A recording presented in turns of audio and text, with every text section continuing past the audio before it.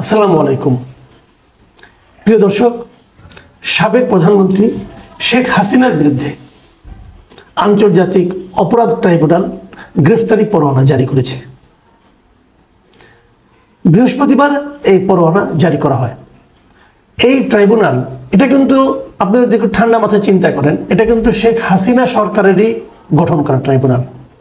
2010 সালে এই ট্রাইব্যুনাল গঠন করা হয় এবং তখন এই গঠনের পর মানবতা বিরোধী অপরাধী অভিযুক্ত, স্বাধীনতা যুদ্ধের সময় যারা নাকি রাজাকার এবং বিভিন্ন রকম সহযোগী ভূমিকায় অবতীর্ণ হয়েছিল, তাদের বিচার এই ট্রাইব্যুনালে হয়। তখন এই ট্রাইব্যুনালের যে কর্মপদ্ধতি এবং এই ট্রাইব্যুনালের মান নিয়ে নানা রকম প্রশ্ন উঠেছিল এবং তখনকার বিরোধী দল যারা ছিল, বিএনপি অথবা জামাতে ইসলামী, তারা বারবার বলেছে যে এটা আন্তর্জাতিক মানের একটা আদালত তৈরি করা উচিত এবং তারা এটাও বলেছিল যে আন্তর্জাতিক পর্যবেক্ষকদের এখানে আনা উচিত, যেন তারা দেখতে পারে বিচারের নামে আসলে কি হচ্ছে।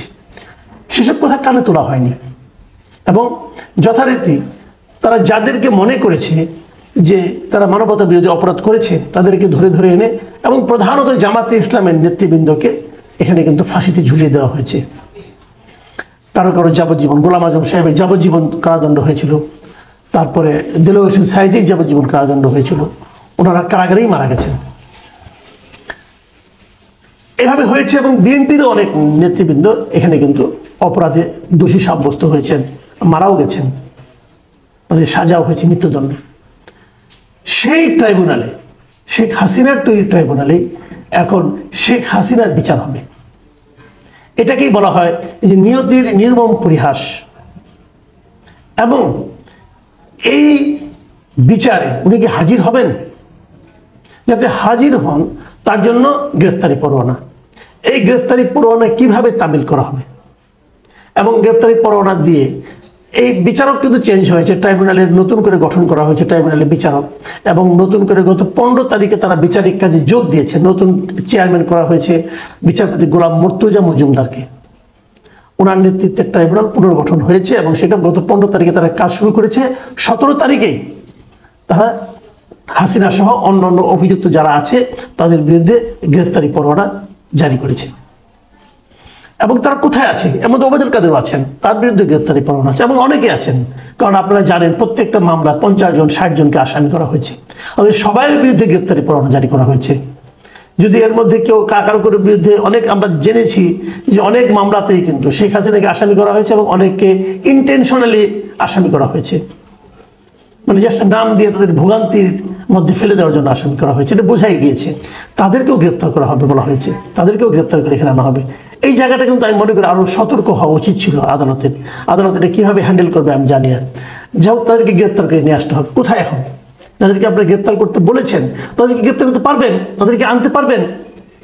মাঝখান থেকে যারা দেশে আছে এরা ঝামেলায় পড়বেন, যারা নাকি ছুটকা ফটকে, তারা কিছু জানেও না। অনেক সাংবাদিকের নামও কিন্তু আছে, তারা জানেও না হয়তো বা, তারাও হত্যা মামলা আসামি হয়ে গেছে। যাও, সেটা কিভাবে হবে আমি জানি না, এটা নিয়ে আমি পরে হয়তো আলাপ করবো। আমি আজকে আমার আলোচনা সীমাবদ্ধ রাখবো শেখ হাসিনাকে নিয়ে। শেখ হাসিনা কোথায় এখন? শেখ হাসিনা এখন ভারতে, এটা সবাই জানে। এবং বৃহস্পতিবারই ভারতের যখন ওদের সাপ্তাহিক যে ব্রিফিং হয় পররাষ্ট্র মন্ত্রণালয়ের, সেখানে পররাষ্ট্র মন্ত্রণালয়ের মুখপত্র রণধীর জয়সওয়াল, ওনাকে জিজ্ঞাসা করা হয়েছিল শেখ হাসিনা কোথায়। ওনাকে জিজ্ঞাসা করা হয়েছিল শেখ হাসিনার বিরুদ্ধে যে গ্রেপ্তারি পরোয়ানা জারি করা হয়েছে এ ব্যাপারে তার কি অভিমত। উনি একটা প্রশ্নের উত্তর দিয়েছেন এবং একটা মধ্যে অনেক কিছু আছে। উনি বলেছেন যে শেখ হাসিনা কোথায়, এই প্রশ্নের জবাব উনি বলেছেন যে সাবেক প্রধানমন্ত্রী ভারতে চলে আসার বিষয়ে আগেই জানানো হয়েছিল, নিরাপত্তার কারণে অল্প সময়ের নোটিশে তিনি ভারতে চলে এসেছিলেন, এখনো আছেন, থাকবেন। থাকবেন উনি ইংরেজিতে বলেছেন তো, যেমন কন্টিনিউস টু বি, তার মানে থাকবেন। উনি ভারতে আছেন, উনি স্বীকার করেছেন এবং ভারতে থাকবেন এটাও বলেছেন।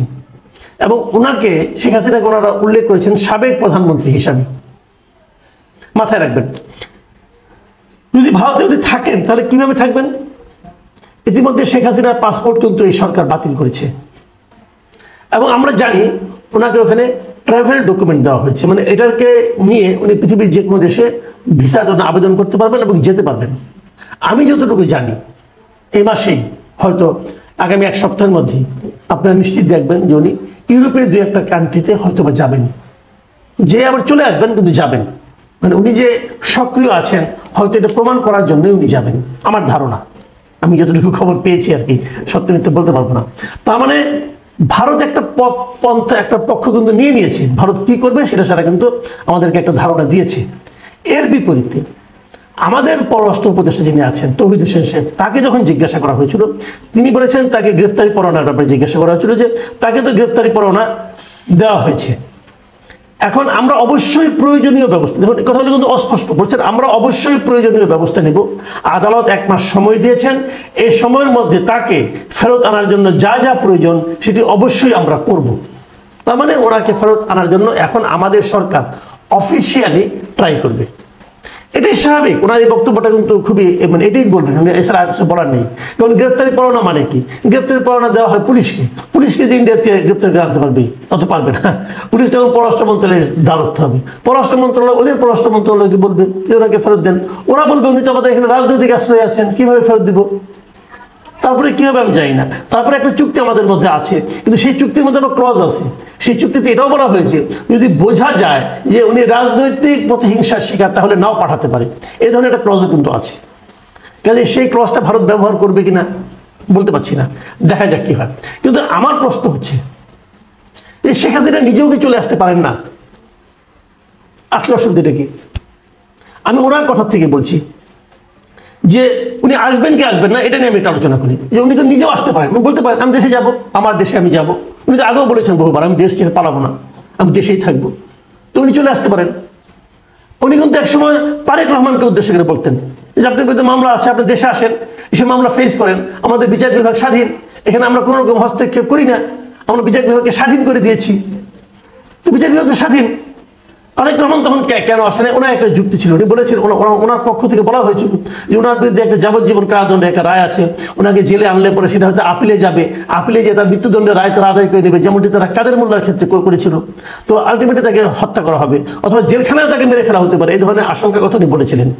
কিন্তু তখন হাসিনা সরকার বলেছিল না, এগুলি কিছুই হওয়ার কোনো কারণ নাই, কারণ বিচার বিভাগ স্বাধীন, এই স্বাধীন বিচার বিভাগে কোনো ধরনের অন্যায় হওয়ার কোনো সুযোগ নাই। তো স্বাধীন বিচার বিভাগটা কে তৈরি করেছে? হাসিনা তৈরি করেছেন। সেই বিচার বিভাগই তো ওনাকে ডাকছে আসার জন্য, আসেন। আপনার তৈরি স্বাধীন বিচার বিভাগকে আপনার তো ভয় পাওয়ার কিছু নাই, তারাই তো আছে।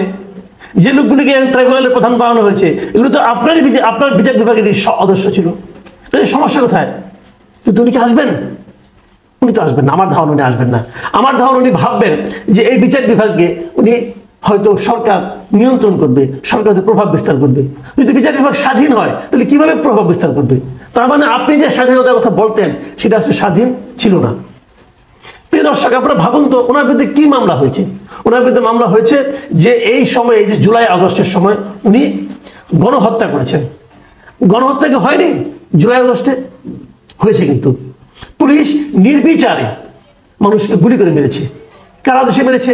ওনারা দেশেই মেরেছে। উনি চেয়েছেন যে মানুষগুলিকে এভাবে মেরে আন্দোলনটাকে ঠান্ডা করার জন্য, করেননি। অস্বীকার করতে পারবেন? অস্বীকার করতে উনি বলবেন যে আমি মারিনি, ওরকম তো গোলাম আজমও কাউকে মারিনি। আমি অন্য দলের বাদ দিলাম, গোলাম আজমকে কাউকে এই যে হাতে গুলি করে মেরেছিল, মারিনি তো। ওনাকে তো ঠিকই আপনারা এই সাজা দিয়েছিলেন, তাহলে ওই একই অপরাধে তো আপনিও দণ্ডিত হতে পারেন, আপনি তো অপরাধী। এতগুলি লোক যে মারা গেছে, আপনি না চাইলে এত লোক মারা যেত। তারপরে আপনার যতদূর খবর পেয়েছে আপনি আরো লোককে মারার জন্য বলেছিলেন আর্মিকে, আর্মি রাজি হয়নি, তাহলে তো দেশের রক্তে গঙ্গা বয়ে যেত। পৃথিবীর কোনো দেশের পুলিশ নিজ দেশের জনগণকে এভাবে নির্বিচারে গুলি করে মারে আমরা কখনো শুনিনি। আপনি তা করে দেখিয়েছেন, আপনি ভুল করেছেন, আপনি অন্যায় করেছেন, তা সাজা আপনি পাবেন না, আপনি যেই হন না কেন। এবং যারা আওয়ামী লীগ করেন তাদেরকে আমি বলবো একটা কথা মাথায় রাখবেন, শেখ হাসিনার দায় আপনারা নিতে যেন না। শেখ হাসিনা যা করেছেন অন্যায় করেছেন, এবং উনি অন্যায় করার মাধ্যমে উনি নিজে ডুবেছেন, উনি আওয়ামী লীগকে ডুবিয়েছেন, এবং উনি ওনার পিতা আমাদের জাতির জনক বঙ্গবন্ধু শেখ মুজিবুর রহমানকে ডুবিয়ে দিয়ে গেছেন। উনি ওনার নিজের স্বৈরাচারী ফ্যাসিবাদী আচরণের মাধ্যমে এই জঘন্য কাজগুলি করেছেন। ওনাকে পুনর্বাসিত করার কোনো সুযোগ আমি দেখি না।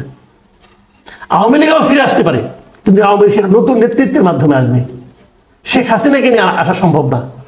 শেখ হাসিনার অনেক সাফল্য আছে, আমি কোনো অস্বীকার করবো না, কিন্তু সবশেষ উনি যে কাজটা করেছেন এই অপরাধের সাজা হওয়া আমি মনে করি জরুরি। প্রিয় দর্শক, এখন এ পর্যন্তই। আল্লাহ হাফিজ।